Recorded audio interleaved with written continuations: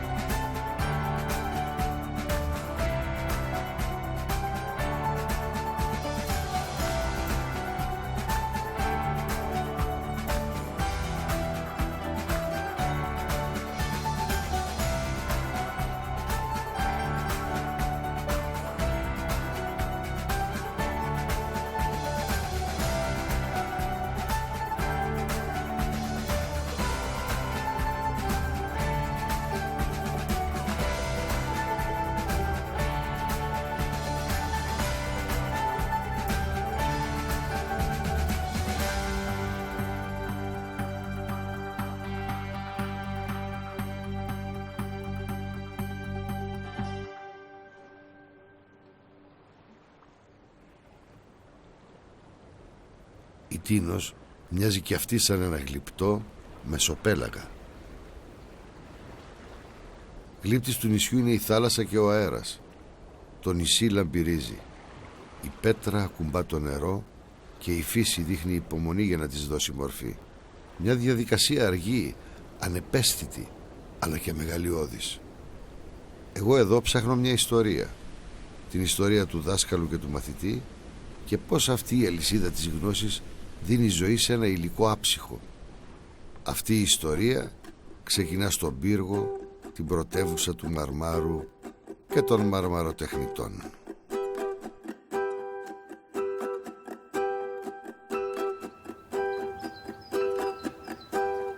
Ο πύργος ζει και αναπνέει τη σκόνη του Μαρμάρου. Οι ζωές των ανθρώπων εδώ είναι στενά δεμένες με αυτό το υλικό. Όπου και να κοιτάξεις θα το δεις. Στις καλιστές ζωγραφίες των παιδιών, στη μορφή του Διονύσου, στο χέρι του μαθητή που κρατάει το ματρακά. Τα ίχνη του Μαρμάρου είναι παντού γύρω μου. Λες και μου δείχνουν το δρόμο για την κορυφή του χωριού.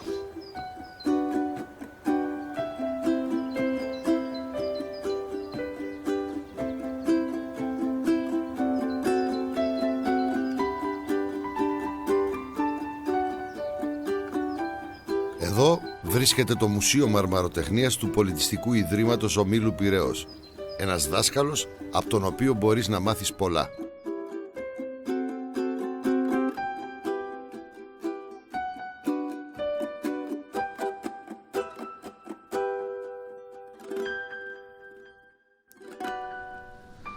Εδώ, στον πύργο της Τίνου, γεννήθηκε και πέρασε ένα μεγάλο μέρος της ζωής του ο Γιαννούλης Χαλεπάς, ο μοντέρνος Φιδίας όπως τον αποκάλεσαν, αλλά και πολλοί ακόμα σπουδαίοι γλύπτες.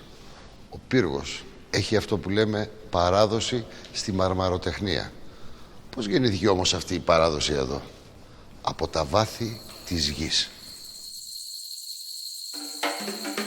Η Τίνος έχει τα θεμέλια της πάνω σε μια τεράστια φλέβα μαρμάρου. Ένα υλικό πυκνό, ανθεκτικό και βαρύ που κρύβεται μέσα στη γη.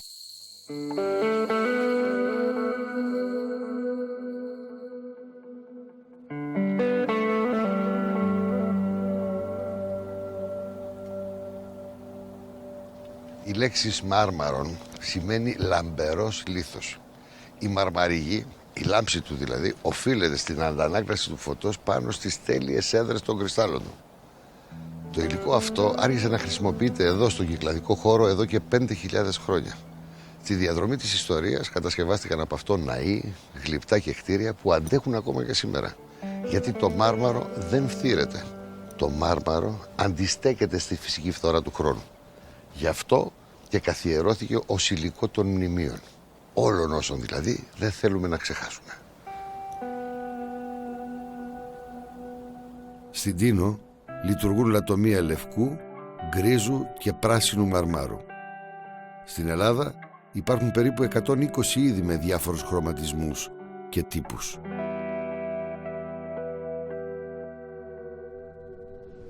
Οι άνθρωποι από την αρχαιότητα δημιουργούν λατομεία για να μπορέσουν να φέρουν στην επιφάνεια της γης το πολύτιμο υλικό. Επινοούν μεθόδους και εργαλεία ώστε να μπορέσουν να αποσπάσουν τον τεράστιο όγκο του μαρμάρου για να μπορέσουν να το διαχειριστούν. Είτε χτυπούν τις φυσικές ρογμές του πετρώματος, είτε κόβουν με σύρματα. Στο τέλος πάντα ένας τεράστιος όγκος αφαιρείται και γεμίζει σκόνη τα πρόσωπα των εργατών. Όταν αυτή η μαρμαρόσκονη καταλαγιάσει, οι εργάτες διαιρούν το μάρμαρο σε ακόμα μικρότερα κομμάτια για να το στείλουν να δουλευτεί, να πάρει μορφή.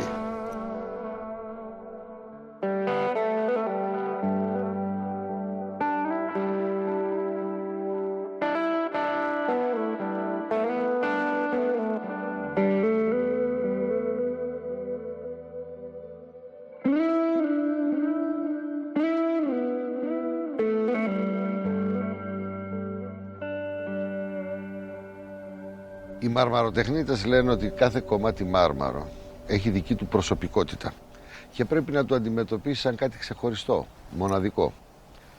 Ανάλογα με τον προσανατολισμό που απέκτησε στους αιώνες που πέρασε μέσα στη γη, χωρίζεται σε 3 πλευρές. Στο μουρέλο, στο πρόσωπο και στο κεφάλι. Κάθε πλευρά έχει διαφορετική αντίσταση, διαφορετική σκληρότητα. Αυτό στον πύργο όλοι μπορούν να στο πούν.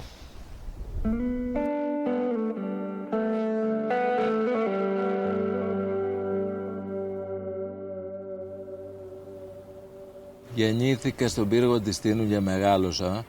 Θυμάμαι από μικρός ο πατέρας μου να με παίρνει μαζί όταν τελείωνα το σχολείο, Τετάρτη, Πέμπτη δημοτικού, κάτι τέτοιο. Εγώ με έπαιρνε τα καλοκαίρια και ερχόμουν εδώ στα λατομεία όπου δούλευε και έκανε την εξόρυξη του πράσινου μαρμάρου. Ο πατέρας μου και μόνο από τον ήχο, χτύπαγε μόνο από τον ήχο που άκουγε, λέει προχωράει πολύ αυτή εδώ η μεριά μπορούμε να πάμε και είναι και καλή η ποιότητα. Πού το ξέρεις? Ρώταγα εγώ σαν μικρός που ήμουνα. Όχι, λέει, άκου. Δεν μπορώ να πω ότι κατάλαβα ακριβώς ποια ήταν η διαφορά του μπεν από το δε. Αλλά αυτοί οι άνθρωποι ξέραν πολύ καλά και προχωράγαν στα τυφλά μεν, αλλά ξέραν. Ο πατέρας μου υπήρξε δάσκαλος για μένα. Δάσκαλος. Πέραν από πατέρας ήταν και δάσκαλος.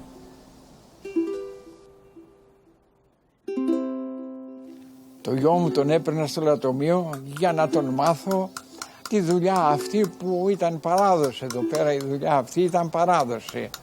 Τον εμάθαινα πρώτα πώς κόβεται ο μπάγκος, τι είναι το μάρμαρο, πώς είναι τα νερά του. Παγαίναμε με τα πόδια. Ήτανε 1 ώρα με τα πόδια και 41 λεπτά για να πας στο λατομείο. Δουλεύαμε σκληρή δουλειά εκεί πέρα με τα χέρια, όλα με τα χέρια, σφήνες με τα χέρια. Δουλεύαμε και στον ήλιο μέσα και στη ζέστη μέσα. Κόβαμε το βουνό συνέχεια και παγαίναμε μέσα επί χρόνια πολλά, 20 χρόνια. Αυτή τη δουλειά κάναμε.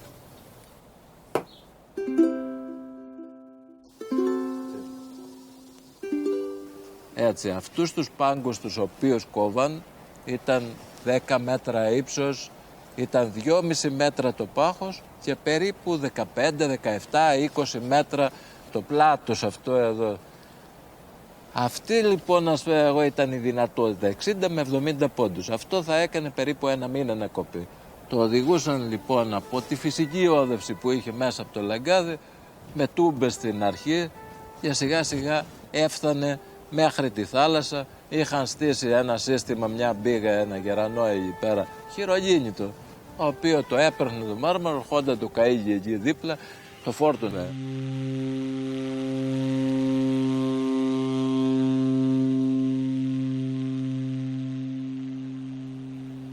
Αυτή εδώ είναι μια μπήγα, δηλαδή ένας γερανός. Για χρόνια μετέφερε μεγάλους όγκους μαρμάρου στα πλοία που ταξίδευαν το πολύτιμο ορυκτό σε ολόκληρο τον κόσμο. Σήμερα βρίσκεται εδώ, στο Μουσείο Μαρμαροτεχνίας, και προσπαθώ να φανταστώ πόσους τόνους έχει σηκώσει και σε πόσα μέρη του κόσμου ακόμα βρίσκονται όλα αυτά που μετέφερε. Πόσοι άντρες ξεκινούσαν τη μέρα τους κοιτώντας ψηλά για να δουν την κορυφή της.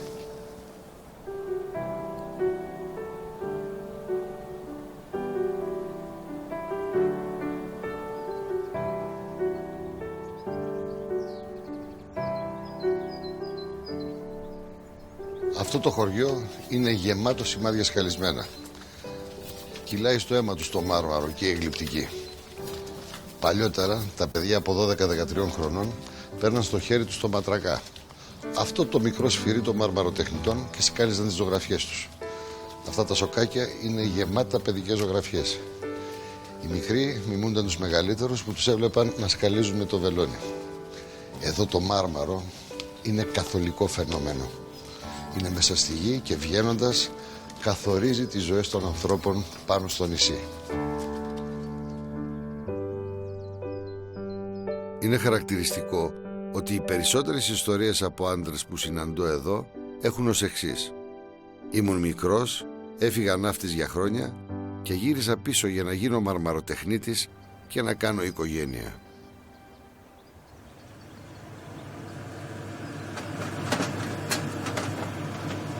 Έφυγα από εδώ πέρα 15-16 χρονών και ταξίδεψα μέχρι 30 χρονών που αποφάσισα πια να μείνω στη στεριά μόνιμα και είμαι γέννημα θρέμα του Πύργου εδώ. Είχα την τύχη, μπορώ να πω, να είμαι γεννημένος εδώ, σε αυτό το χωριό που έχει φτιάξει τόσους καλλιτέχνες, τόσους ανθρώπους του μαρμάρου. Το μάρμαρο ζητά το εργαλείο. Δεν γίνεται, αν δεν υπήρχε το μάρμαρο δεν θα υπήρχε και ο σιδεράς που θα φτιάξει το εργαλείο. Κάτι το οποίο είναι πάρα πολύ σοβαρό στα εργαλεία του μαρμάρου είναι η βαφή που λέμε εμείς, η σκλήρυνση. Η σωστή λέξη είναι σκλήρυνση. Πρέπει να του δώσει τη σωστή σκλήρυνση ώστε το εργαλείο ούτε να στραβώσει όταν χτυπήσει το μάρμαρο, ούτε να σπάσει σαν γυαλί. Να είναι κάπου ενδιάμεσα, να έχει την ελαστικότητα που χρειάζεται για να αντέξει στο δούλεμα, στο μάρμαρο πάνω. Να μπορεί να δουλέψει μια μέρα ένας μάστορας με ένα βελόνι.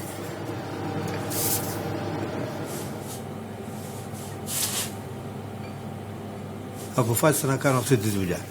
Η οποία δουλειά την έκανε ο Μπαρμπακώστας ο Αλεξόπουλος, ο οποίος ήταν και ο δάσκαλός μου, ο οποίος άνθρωπος είχε το χάρισμα της διδασκαλίας. Ήταν άνθρωπος που είχε τον τρόπο να δίνει την τέχνη, να τη μεταδίδει την τέχνη, γιατί δεν το έχουν όλοι αυτό.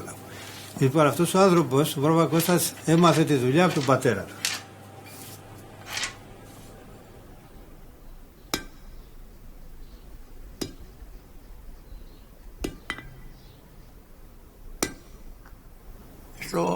Στον πρώτο παγκόσμιο πόλεμο, το 1918, δεν ξέρω ποια ημερομηνία, ένα σώμα στρατού παραδόθηκε στους Γερμανούς, ένας στρατηγός να πούμε, το άφησε, και τους φύγανε μέσα στη Γερμανία. Τον πατέρα μου τον βάζα σε ένα συνεργείο 4 χρόνια και επειδή ήταν καλός ένας Γερμανός αυτός επιστάτης να πούμε, τον είχε από κοντά και τον έμαθε πολλά πράγματα τα οποία τα εκμεταλλεύτηκε όταν ήρθε στην Ελλάδα. Εκεί έμαθε λεπτομέρειες και με μυστικότητα. Ναι. Και το έλεγε ότι αυτά που σου δείχνω, το έλεγε ο Γερμανός, δεν θα τα λες αλλού. Ναι. Τα ίδια έλεγε και ο πατέρας μου σε μένα εδώ. Αυτά που μου δείχνε αυτά, μου έλεγε βλέπεις, δεν πιστεύω να τα γιατί είχε κάτι σιδεράδικα που ήταν του γλυκού νερού. Δεν φαντάζομαι να τους πεις τίποτα στα καφενεία και σε αυτό, όχι το λέω. Μετά που πήρα το Δημήτρη, τον είχα 12 χρόνια εδώ πέρα και του έλεγα μην τυχόν και τα πεις πουθενά, ο τελευταίος που σου λέω είσαι εσύ. Μαδρακάρα με το εργαλείο που δουλεύει ο Μαρμαράς. Έχει μια φόρμα η οποία είναι η καμπύλη του χεριού. Όταν δουλεύει το χέρι, η φορά που παίρνει το χέρι και βοηθά τον καλλιτέχνη, τον μαρμαρό, ποιον να είναι, δεν χρειάζεται να βλέπει το εργαλείο που βαράει. Βαράει, βλέπει το αντικείμενο, δεν είναι, πάει μόνο του το σφυρί, είναι φτιαγμένο, ζυγοσταθμισμένο με τέτοιο τρόπο, ώστε να δουλεύει σωστά, να μην χτυπάς ούτε τα χέρια, ούτε να σφυριά εκεί που χρειάζεται. Αυτό λοιπόν το σχήμα, τη γραμμή ας πούμε, το δώσαν ο Βραπακώστας με τον πατέρα του. Τα λατομεία μέχρι το εργαστήριο ήταν πάμπολα τα εργαλεία, όπως μπορεί να τα δείτε στο μουσείο μέσα, είναι πάρα πολλά τα εργαλεία και όλα αυτά περνάγαν από τα χέρια του Σιδερανάκου.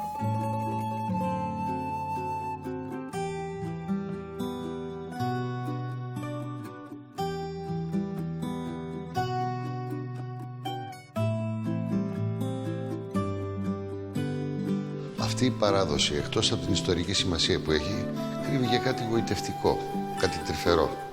Στην πραγματικότητα, όλη αυτή η ιστορία είναι μία αλυσίδα, μία σκυταλοδρομία γνώσεων και τεχνικής. Η δύναμη που κρατάει ενωμένη αυτή την παράδοση είναι η σχέση μαθητή και δάσκαλου, η σχέση του παλαιότερου με το νεότερο. Αν κάποιος επισκεφτεί το Μουσείο Μαρμαροτεχνίας, θα βρει τη μεγαλύτερη συλλογή σχεδίων παλαιών μαρμαροτεχνητών. Είναι η δική τους παρακαταθήκη για το μαρμαρογλύπτη του μέλλοντος.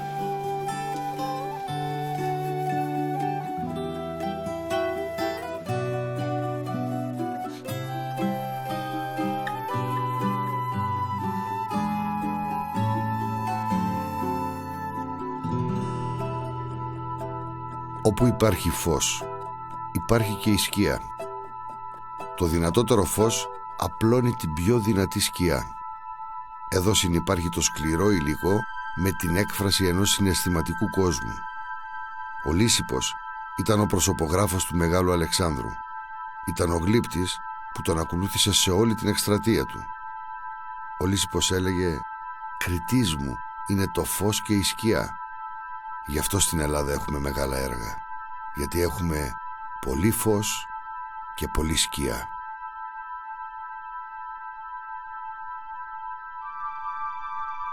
Κάθε μαρμαρόπέτρα και κάθε πέτρωμα, αν το κοιτάξεις καλά και του μιλήσεις, μπορεί να είναι ένα έργο από μόνο του.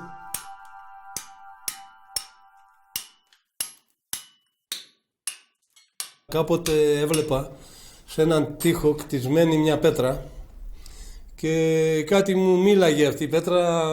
Έλεγα ότι κάποια στιγμή θα σε πάρω, αλλά δεν την έπαιρνα επί 15 χρόνια. Και ξαφνικά όταν το αποφάσισα και την έβγαλα, βρήκα ένα πολύ ωραίο γλυπτό και το οποίο το ονόμασα Νίκη, και από τότε το έχω στο εργαστήριό μου. Αυτό δεν θέλω να το αποχωριστώ και δεν πρόκειται να το αποχωριστώ ποτέ μου. Το Μαντρακά τον έχω από το 1967 και πιστεύω ότι μέσο όρο περίπου στο 8ωρο βάραγε 25.000 με 27.000 σφυριές τη μέρα. Ο δάσκαλός μου στη μαρμαροτεχνία, το οποίο το οφείλω και πάρα πολλά, ήταν ο Γιάννης ο Φιλιππώτης. Οι σχέσεις μου με τον Φιλιππώτη, με τον δάσκαλό μου, ήταν πάρα πολύ καλές. Στην αρχή όταν μου φώναζε δεν το δεχόμουν πολύ ευχάριστα και κάπου μέσα μου υπήρχε μια ταραχή, αλλά όσο πέρναγε ο καιρός και το καλλιεργούσα, το σεβάστηκα και δέχτηκα πάρα πολλά πράγματα από αυτά και γύρισα κάποια στιγμή στον πύργο και αισθάνθηκα την ανάγκη να πάω να του πω ένα ευχαριστώ και ενθουσιάστηκε ο άνθρωπος και με ευχαρίστησε πάρα πολύ και αυτός για όλη αυτή τη φιλία και τη συνεργασία, γιατί εκεί κατέληξε μετά.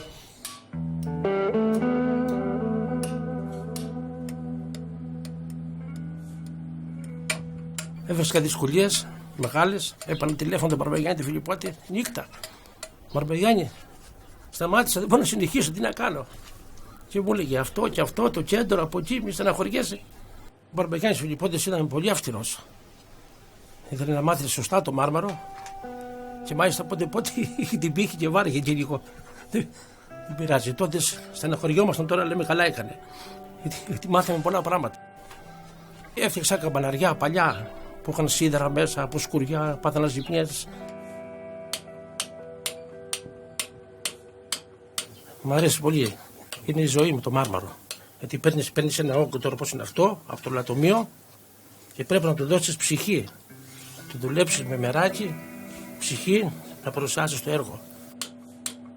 Έχω το μαντρακά που σκαλίζω, τον έχω από παιδάκι. Είναι έργο του Κώστα του Αλεξόπουλου, το έχω από 15 χρονών. Έχω πάει στο μουσείο, έχω βοηθήσει, τους έχω βρει και παλιά έργα, γιατί έχει ενδιαφέρον και έχει δώσει και μεγάλη αξία στο χωριό μας.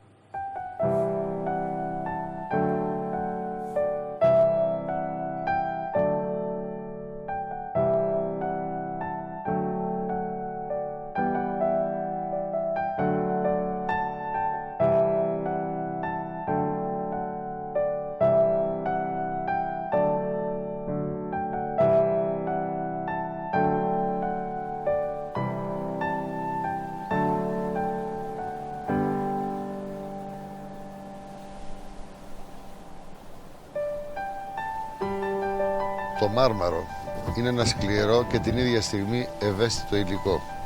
Για να βγει από τη γη, κάτω από αυτό το φοβερό ήλιο, χρειάζεται τεράστιος μόχθος. Όταν όμως μεταμορφώνεται στα χέρια του μαρμαροτεχνίτη σε έργο τέχνης, γίνεται ευαίσθητο, λεπτεπίλεπτο και εύθραυστο. Όπως οι ιστορίες των ανθρώπων που το αγαπούν και το σμιλεύουν. Ο πύργος της Τίνου είναι ένα χωριό καλλιτεχνών. Κάθε σπίτι κρύβει και ένα καλλιτέχνη που διατηρεί στο πίσω μέρος του σπιτιού ένα εργαστήρι.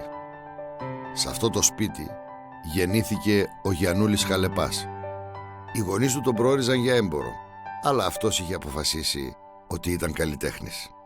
Σε αυτό το μικρό δωμάτιο σχεδίαζε τα χρόνια της απομόνωσής του. Πώς μπορεί κανείς να μιλήσει για τη ζωή ενός τόσο μεγάλου καλλιτέχνη? Για το βλέμμα του, για τη μοναχική του μορφή. Στο έργο του Γιαννούλη Χαλεπά δεν ξεχωρίζει το όνειρο την πραγματικότητα. Το εκρηκτικό του ταλέντο μας έδωσε μερικά ιδιοφυή αριστουργήματα γλυπτικής. Ύστερα έπαθε νευρικό κλονισμό. Κλείστηκε στον εαυτό του. Και μετά τον έκλεισαν στο ψυχιατρίο. Η ζωή του όμως παραμένει η ζωή ενός συγκλονιστικού δημιουργού που αγωνίστηκε για να δώσει ψυχή στο μάρμαρο.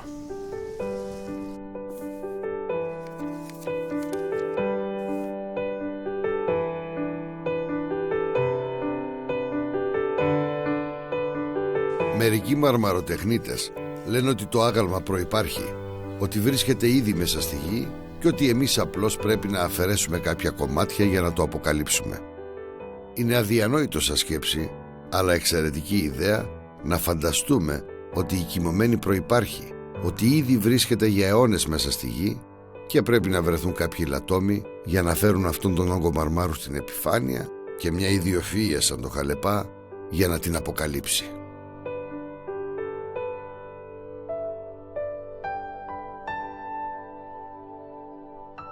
Υπάρχει μια ιστορία για τους μαρμαροτεχνίτες.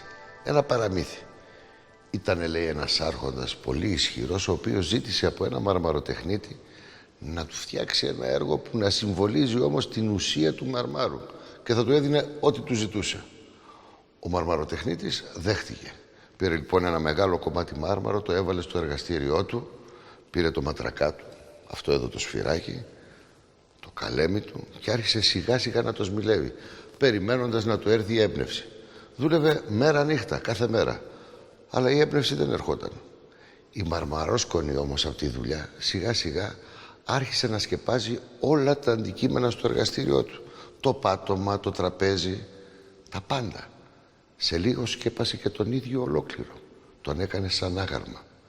Μια μέρα λοιπόν που ο άρχοντας επισκέφτηκε το εργαστήριο για να δει πώς πάει το έργο, αντίκρισε πραγματικά την ουσία του μαρμάρου. Ένα παιδί, λέει, πάει κάτω-κάτω στο σχολείο και σε ένα μέρος, Ακμπίστρα το λέμε εμείς εκεί, φυσάει βοριάς, και μόνο, λέει, τον αέρα του βοριά να πάρει, έγινε μάστορας, δηλαδή δεν χρειάζεται, άμα είναι από τον πύργο. Είναι το μέρος τέτοιο να πούμε. Ο αέρας εδώ πέρα είναι άλλη ιστορία. Εγώ μαντρακάδες όταν παρέδωσα στον Δημήτρη έκανα μια μέτρηση και βγήκαν 13.000 μαντρακάδες. Μαντρακάδες που δεν πήγαν, μέχρι την Αμερική πήγαν, μέχρι Γαλλία αυτά. Είχαμε πάει μια φορά με το καράβι στη Νέα Καλλιδόνια και με ρώτησε κάποιος από ποιο μέρος είσαι, λέω από την Τίνο. Λέει το Χαλέπα, τον ξέρεις, το Χαλέπα, έτσι μου πήρε. Λέω πώς δεν τον ξέρω, αφού εκεί γεννήθηκα κι εγώ. Είναι σταθερό, είναι όμορφο, αντανακλάει το φως, ειδικά το άσπρο μάρμαρο. Δεν μπορώ να το περιγράψω, με μαγεύει.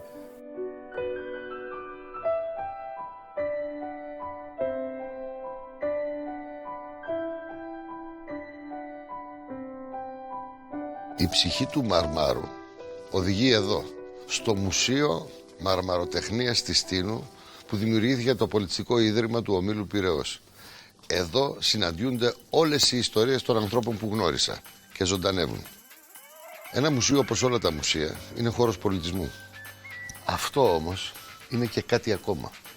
Είναι ένας δάσκαλος για τους μαθητές μιας ιστορίας που ακόμη είναι ζωντανή, που πάλεται, που ακόμη εισμιλεύει τα έργα της και ελπίζει να μεγαλουργήσει και πάλι.